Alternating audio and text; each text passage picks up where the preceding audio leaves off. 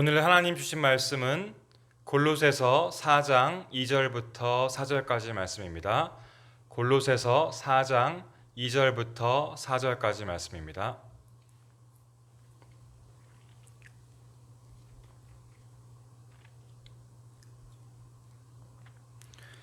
봉독하겠습니다. 기도를 계속하고 기도에 감사함으로 깨어 있으라. 또한 우리를 위하여 기도하되 하나님이 전도할 문을 우리에게 열어주사 그리스도의 비밀을 말하게 하시기를 구하라. 내가 이 일 때문에 매임을 당하였노라. 아멘. 에베소서 6장에서 바울은 에베소 교인들에게 마귀를 대적하기 위해서 어떻게 영적 싸움을 해야 하는지 말하면서 전신갑주를 입으라고 말합니다. 그리고 마지막에 이렇게 말씀을 맺게 되죠. 모든 기도와 간구를 하되 항상 성령 안에서 기도하고 이를 위하여 깨어 구하기를 항상 힘쓰며 여러 성도를 위하여 구하라. 이렇게 말씀합니다. 왜 마지막에 기도를 하라고 말했을까요? 기도야말로 영적 싸움에서 가장 중요한 것이기 때문입니다. 우리가 기도를 얼마나 많이 하느냐, 얼마나 지속적으로 하느냐에 따라서 영적 상태는 좋아지기도 하고 영적 상태가 나빠지기도 합니다. 이런 것들을 우리가 경험했을 거라고 생각합니다. 오늘 본문에서 바울은 골로새 교인들에게 기도에 대한 가르침을 주고 있습니다. 바울은 영적 싸움을 계속해야 하는 그 성도들에게 어떻게 기도해야 될 것인지, 무엇을 기도해야 할 것인지 가이드라인을 오늘 주고 있습니다. 오늘 세 가지 포인트를 통해서 하나님이 주시는 귀한 은혜를 받고자 합니다. 첫째로 바울은 기도를 지속적으로 하라 이렇게 가르쳐 줍니다. 쉬지 말고 기도하라는 데살로니가전서 5장 17절 말씀처럼 예수님 믿는 사람들은 삶 속에서 끊임없이 그치지 않고 지속적으로 기도해야 할 것입니다. 기도를 항상 힘쓰다. 이것의 주석적인 의미는 끝까지 끈질기게 지속적으로 열성 있게 기도한다는 것을 뜻합니다. 내가 기분 좋거나 감사할 일이 있거나 기도 응답받아야 될 것이 있거나 그럴 때만 기도하는 것이 아니라 어떤 상황 속에서도 어떤 환경 속에서도 계속해서 기도해야 한다는 것을 가르쳐주고 있습니다. 기도를 육신의 호흡에 비유합니다. 육신의 호흡이 멈추면 사람의 생명이 죽는 것처럼 기도의 호흡이 멈추게 되면 영적으로 죽게 될 것입니다. 이런 성도들은 절대 영적 싸움에서 승리할 수가 없습니다. 제가 청년 사역을 캐나다에서 할 때 느낀 것은 생각보다 많은 젊은이들이 하나님을 정말 사랑하고 믿음을 갖고 싶어하고 은혜를 사모한다는 것입니다. 그런데 문제는 이들이 꾸준하게 기도를 하지 못합니다. 꾸준하게 기도의 자리로 나가지 못하기 때문에 지속적으로 하나님의 은혜를 경험하지 못하게 됩니다. 청년들이 수련회 같은 거 1년에 한 번 하는 수련회, 또한 코스타는 외국에 있는 한국 청년들을 위해서 이렇게 하는 수련회 같은 것입니다. 집회, 부흥회 그런 것을 뜻하는데 이런 수련회와 코스타 등을 청년들이 참으로 기다립니다. 이것을 통해서 다시 한번 신앙을 회복하기 원하고 믿음을 갖기를 원하고 하나님과의 관계를 회복하기를 원합니다. 그래서 많은 경우에 이런 청년들이 코스타나 수련회를 통해서 많은 은혜를 받습니다. 기도가 회복이 됩니다. 말씀을 듣고 회개하고 하나님과의 관계가 회복이 됩니다. 새로운 소망과 비전도 갖습니다. 그런데 시간이 지날수록 수련회가 끝나고 시간이 지나면서 점점 다시 세상으로 돌아가는 청년들이 참으로 많이 있습니다. 왜 그렇겠습니까? 바로 기도가 단절되기 때문입니다. 영적인 호흡, 기도를 하면서 영적인 생명을 다시 얻었지만 어느 순간 기도의 호흡이 줄어들고 나중에는 멈춰버리기 때문에 다시 죄를 이기지 못하고 영적으로 어두워지는 그런 하나님을 떠나는 일이 일어나게 된다는 것이죠. 청년부 친구 초청 예배를 준비한 적이 있습니다. 그때 한 달 정도 저희가 작정 기도를 했습니다. 사역자들과 교사들과 임원들이 한 달 동안 작정 기도를 했습니다. 새로운 영혼들을 위해서, 또한 교회를 떠난 청년들을 위해서, 우리 청년부의 영적인 회복을 위해서, 예배를 위해서 같이 밤 10시에 각자 있는 곳에서 하나님께 같이 합력해서 기도를 드렸습니다. 이때 성령님의 은혜와 일하심을 경험했습니다. 그래서 받은 은혜를 각자 이렇게 카톡에 올려서 은혜를 공유하면서 정말 같이 기뻐하고 하나님께 영광 돌렸던 그런 기억이 있습니다. 그리고 이제 초청 예배를 잘 마치고 2, 3주가 지났습니다. 작정 기도가 끝나니까 저희들이 알게 모르게 이렇게 기도의 끈이 풀어지면서 느슨하게 되었던 것을 경험했습니다. 하지만 계속해서 우리가 기도해야 할 기도의 제목들이 있었습니다. 교사와 임원들도 계속해서 기도를 사모하는 마음들이 있었습니다. 그것을 제가 알고, 그러면 우리가 작정 기도라는 명칭 쓰지 말고 계속해서 그냥 우리 10시에 계속 기도하자라고 제안을 하고 그렇게 하기로 했습니다. 그래서 그 이후에는 밤 10시에는 사역자들과 교사들과 임원들이 계속해서 끊임없이 기도를 하게 되었습니다. 비록 소수가 드리는 작은 기도였지만 꾸준한 기도를 통하여서 우리 교회 청년부가 정말 올바르게 세워지는 것을 경험하게 되었습니다. 사랑하는 성도 여러분, 특정한 때와 상황에서만 기도하는 것이 아니라 언제 어디서나 쉬지 않는 기도, 계속하는 기도를 예수님 하나님께 드리기를 예수님의 이름으로 간절히 축원합니다. 두 번째로 바울은 골로새 성도들에게 감사함으로 깨어서 기도하라고 말씀합니다. 당시 골로새 교회의 상황이 어떻습니까? 많이 좋지 않았습니다. 율법주의, 온갖 철학과 사상들이 들어와서 성도들을 영적으로 혼란시켰습니다. 수많은 우상 숭배가 있었습니다. 그래서 많은 성도들을 현혹시켰습니다. 또한 거짓 교사들이 너무나 많이 있어서 무엇이 진리인지 무엇이 거짓인지 분별하기가 참으로 어려웠습니다. 이런 상황 속에서 골로새 교인들이 어떻게 감사로 깨어서 기도할 수 있겠습니까? 그들은 상황적으로, 형편적으로 보아서는 감사로 깨어서 기도하는 것이 불가능했습니다. 하지만 바울은 골로새 교인들에게 그럼에도 불구하고 감사로서 깨어서 하나님께 기도하라고 권면합니다. 우리가 지금 처해 있는 상황, 현실도 그때의 상황과 크게 다르지 않을 것입니다. 우리가 원하는 모든 것이 완벽하고 모든 것이 감사한 상황이 우리에게 온 적이 언제 있었습니까? 그런 적은 아무 때도 없습니다. 그리고 앞으로 우리 미래에도 내가 원하는 그런 완벽한 상황이 주어지지가 않습니다.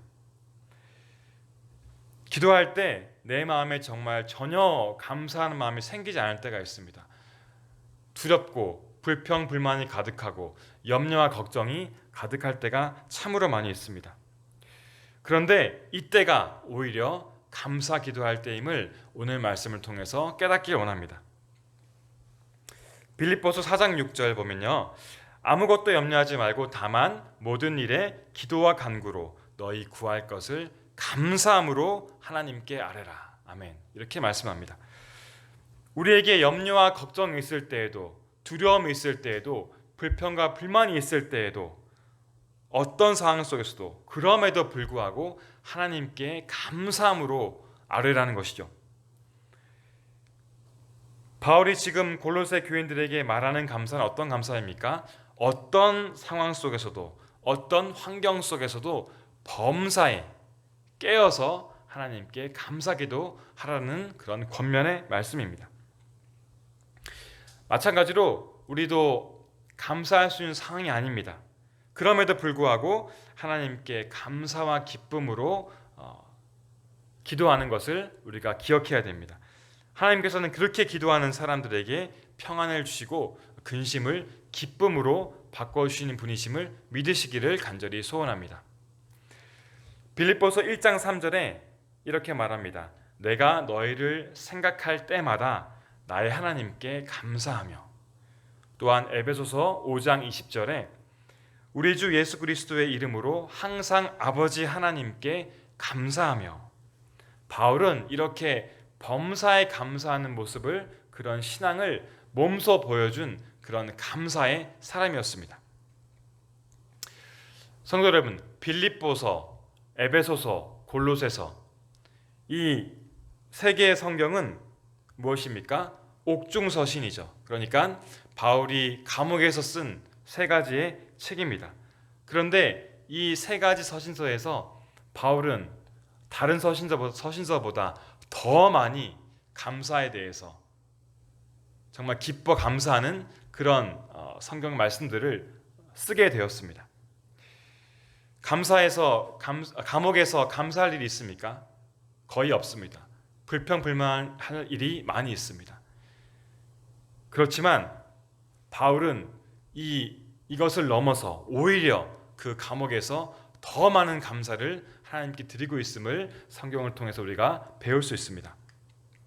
바울은 어떤 상황과 환경 속에서도 범사에 감사해야 함을, 감사로 깨어 기도해야 함을 오늘 말씀을 통해서 가르쳐주고 있습니다.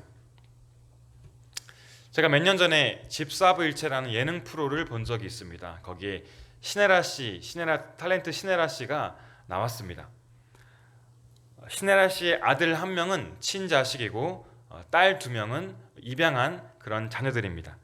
그런데 그 딸들이 얼마나 밝고 행복해 보이는지 그 프로를 보면서 느끼게 되었습니다. 우리는 친부모를 알지 못하는 아이들이 참 불쌍하다고 생각할 수 있습니다. 그런데 그들은 너무나 행복하고 기뻐 보였습니다. 신혜라 씨는 매일 그 입양한 딸들에게 감사 노트를 쓰게 한다고 했습니다. 그 감사 노트를 보여주었는데요. 거기에 딸들은 어떻게 썼냐면 자기들을 입양해 주어서 너무나 감사합니다. 그런 내용을 썼고요. 그 밖에 매일매일의 소소한 감사들에 대해서 이렇게 적어 놓았습니다. 매일매일 감사할 수 있도록 이렇게 했다는 것이죠.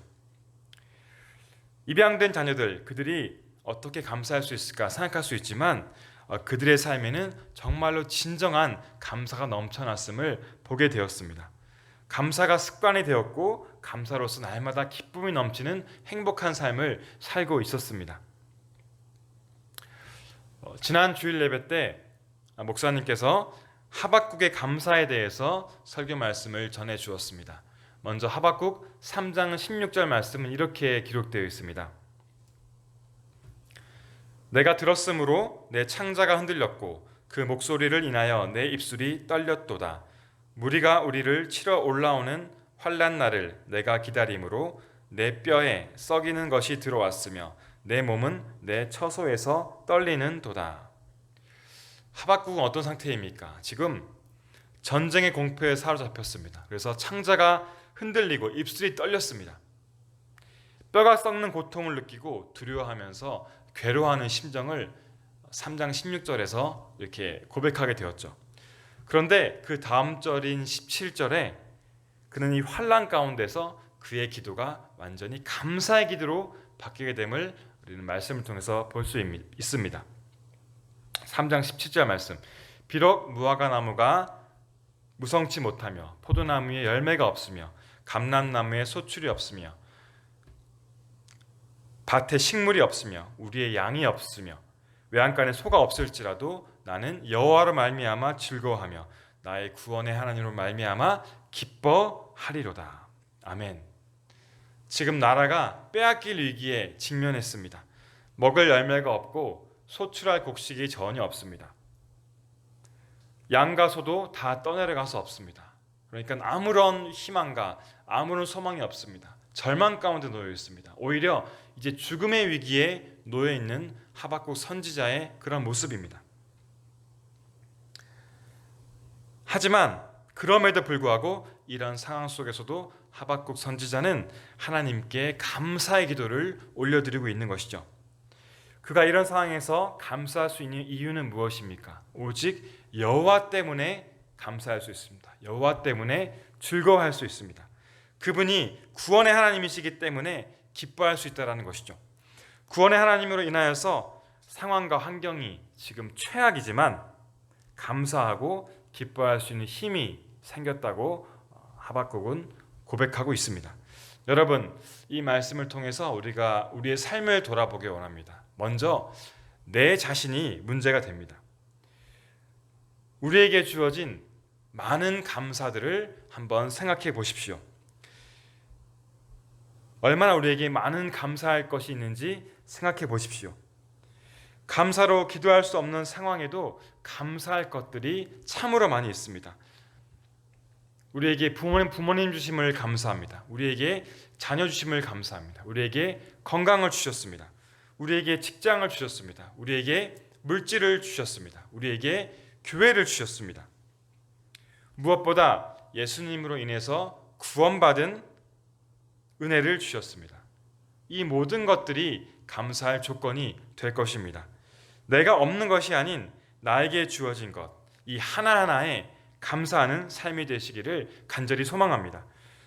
그러면 우리가 더 많은 것들을 감사할 수 있고 더 많은 것들을 감사하면서 우리에게 더 많은 감사가 주어진 인생이 될 것임을 저는 확실히 믿습니다. 감사함으로 기도하는 것은 나에게 주어진 상황과 조건을 보는 것이 아닙니다. 내가 받은 것에 대해서 작지만 주님 앞에 감사 기도하는 것입니다. 그리고 구원의 하나님으로 인해서 기뻐하고 감사 기도하는 것입니다. 그럴 때 우리는 기쁨을 누릴 수 있고 하나님이 주시는 평강을 누리는 그런 삶을 살 수 있습니다. 마지막으로 바울은 우리를 위하여 기도해 달라고 이렇게 했습니다. 바울은 옥중에 갇혀 있었는데 자기 자신과 복음을 위해서 골로새 교인들에게 중보기도 해줄 것을 간절히 부탁합니다. 바울이 그들에게 부탁했던 중보기도는 구체적으로 하나님이 전도할 문을 우리에게 열어주사 그리스도의 비밀을 말하게 하시기를 구해달라라는 것이죠. 이 목적으로서 중보기도 해달라고 그들에게 부탁했습니다. 바울은 지금 옥중에 있습니다. 그러니 복음의 사명을 받은 바울이 얼마나 몸이 힘들겠습니까? 마음이 힘들겠습니까? 지금 밖에 나가서 빨리 그 예수님의 그 복음을 전해야 되는데 전하지 못하는 안타깝고 괴로운 심정이 있습니다. 그렇지만 바울이 자기 힘으로써 복음을 전할 수 없는 환경에 놓여져 있습니다. 이 복음을 위해서 반드시 하나님이 일하셔야 되고 성령님이 역사하셔야 됨을 확실히 믿고 있습니다. 그러므로 이 복음의 역사와 전파를 위해서 반드시 성도님들의 기도가 있어야 필요했는 것을 알기 때문에 간곡하게 그들에게 중보기도를 요청했습니다. 바울이 위대한 복음의 사역자가 될 수 있었던 것은 그가 정말 학식이 있고 대단한 사람이기 때문이 아니었습니다. 그 밑바탕에 그 사역을 위해서 중보했던 수많은 사람들의 이 눈물의 기도가 있었기 때문에 하나님께서는 이 바울을 통하여서 하나님의 사역을 할 수 있었다는 것이죠. 성령님이 역사했습니다. 그래서 이 바울을 통해서 그 성령의 열매를 맺게 하셨습니다. 성도 여러분, 우리가 해야 할 기도는 바로 하나님이 가장 기뻐하신 일, 이 복음을 위해서 복음의 역사가 일어날 수 있도록 기도하는 것입니다. 특히 복음 전파의 사명을 맡은 선교사들과 목회자들을 위해서 우리가 정말 중보 기도하는 것을 놓치지 말고 계속해서 기도해야 할 것입니다. 그들을 통해서 전도의 문이 열리기를 간절하게 중보 기도해야 할 것입니다. 예배에 복음의 역사가 일어나도록 목회자들을 위해서 반드시 중보 기도해야 합니다. 또한 장로님들과 교회의 영적 리더자들을 통해서 하나님이 일하시고 성령님이 일하시기 때문에 이 분들을 위해서도 우리가 중보 기도하는 것을 절대로 놓치면 안 될 것입니다.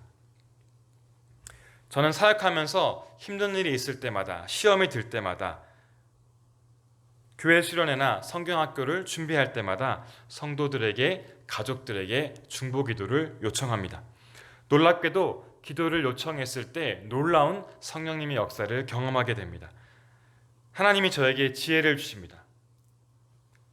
저의 어려운 일들이 문제 해결받게 되고 교회의 어려운 일들이, 시험들이 풀리게 되는 것을 경험합니다. 수련회에서 살아계신 하나님의 능력, 성령님의 역사를 경험하게 되었습니다. 사랑하는 성도 여러분, 오늘 바울이 골로새 교인들에게 전한 기도의 권면, 이 말씀이 우리에게 정말 도전이 되는 그런 말씀이 되기를 원합니다. 우리는 평생 사탄과 영적 전쟁을 해야 되는 그런 사람들입니다. 그렇지만 우리에게는 기도라는 최고의 영적인 무기가 있음을 기억하십시오. 기도가 있기 때문에 두렵지 않습니다. 누가복음 18장 1절에서 말씀합니다. 예수님은 항상 기도하고 낙심하지 말라라고 말씀했습니다. 반대로 말하면 항상 기도하지 않으면 낙심할 수밖에 없고 좌절할 수밖에 없다는 것입니다. 성도 여러분, 정말 어떤 상황에서도 쉬지 않고 끊임없이 지속적으로 날마다 하나님께 우리의 기도할 바를, 우리의 기도를 하나님께 드리시기를 바랍니다. 또한 감사함으로 깨어서 기도하십시오. 어떤 상황 속에서도 범사에 감사하며 기도하는 성도가 되시기를 소원합니다. 우리의 기도의 시작이 감사로 시작해서 감사로 끝나는, 우리의 기도가 감사로 충만하는 그런 감사의 기도가 되기를 간절히 소원합니다. 감사의 기도는 사탄을 이길 수 있는 강력한 무기가 될 것입니다. 또한 복음을 위한 중보기도, 복음을 위해 세우신 사람들을 위한 중보기도는 능력이 있습니다. 힘이 있습니다. 이 기도를 통해서 하나님이 일하시고 성령님이 역사하신다는 사실을 믿으시기를 간절히 축원합니다. 사랑하는 성도 여러분, 이 마지막 때, 말세 때 누가 능히 사탄의 그 권세를 이길 수 있습니까? 기도 외에는 가능하지 않습니다. 쉬지 않는 기도, 감사의 기도, 복음을 위한 중보 기도를 통해서 우리가 넉넉히 영적 전쟁에서 승리할 수 있을 것입니다. 우리 교회가 정말 이렇게 기도하는 성도들로 가득 차기를 간절히 소망하고 꿈을 꿉니다. 기도로서 성령님이 역사하는 교회가 되기를, 사탄과 영적 싸움에서 항상 능히 이기는 교회가 되기를 예수님의 이름으로 간절히 축복합니다. 아멘. 다 같이 기도하겠습니다. 하나님, 오늘도 복된 말씀 주심에 감사드립니다. 오늘 말씀을 통하여 기도의 호흡의 중요성을 깨닫게 됩니다. 쉬지 않는 지속적인 기도를 통하여 영적으로 충만하게 하옵소서. 날마다 범사에 감사하게 하시고 감사하는 기도를 통하여 환난 가운데서도 기뻐하고 소망을 얻게 하옵소서. 무엇보다 구원을 주신 하나님으로 인해 감사하는 성도가 되게 인도해 주시옵소서. 항상 교회를 위해서 기도하게 하옵소서. 우리 교회 목회자들, 장로님들, 직분 맡은 분들이 주신 소명을 귀하게 여기고 성령 충만하여 복음 사역을 감당할 수 있도록 중보 기도하는 우리 모두가 될 수 있도록 은혜 내려 주시옵소서. 감사드리며 이 모든 말씀 예수님 이름으로 기도드렸습니다. 아멘. 주기도문 하시겠습니다. 하늘에 계신 우리 아버지여, 이름이 거룩히 여김을 받으시오며 나라가 임하시오며 뜻이 하늘에서 이루어진 것 같이 땅에서도 이루어지이다. 오늘 우리에게 일용할 양식을 주시옵고 우리가 우리에게 죄 지은 자를 사하여 준 것 같이 우리 죄를 사하여 주시옵고 우리를 시험에 들게 하지 마시옵고 다만 악에서 구하시옵소서. 나라와 권세와 영광이 아버지께 영원히 있사옵나이다. 아멘.